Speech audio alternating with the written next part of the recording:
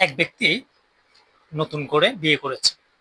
বউ নিয়ে তিনি তার বাড়িতে যাচ্ছিল। একটা গাধার পিঠে বউ এবং নতুন বর একসাথে যাচ্ছিল। কিছু দূর যাওয়ার পর কিছু লোক তাদেরকে উদ্দেশ্য করে বলল, একটা নিরীহ প্রাণী গাধা, তাকে কি পরিমাণ কষ্ট দিচ্ছে ওই দুই নির্বোধ ব্যক্তি।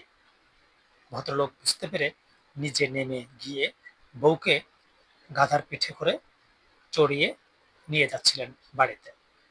কিছু দূর যাওয়ার পর সেখানে আরো কিছু মানুষ বলতে লাগলো, বিয়ে করতে না করতেই বউ পাগল হয়ে গেছে, নিজে যাচ্ছে হেঁটে, বউকে যাচ্ছে ঘোড়ার পিঠে চড়িয়ে বউকে নিয়ে যাচ্ছে। ওই লোক ভাবলো আসলে নিরীহ প্রাণীটাকে কষ্ট দেওয়া ঠিক হবে না। লোকটি এবার বউকে নামিয়ে উনি এবং ওনার বউ, নতুন বউ, পায়ে হেঁটে যাচ্ছিল, গাধাটাকেও ধরে ধরে নিয়ে যাচ্ছিল। কিছু দূর যাওয়ার পর আরো কিছু লোক হেসে খুব বিদ্রুপ ভাবে তাকে বলল যে, দেখ দেখ, কত বড় নির্বোধ ব্যক্তি যাচ্ছে, গাধা কিনে গাধাকে হাঁটিয়ে নিয়ে যাচ্ছে, নিজেরাও হেঁটে যাচ্ছে।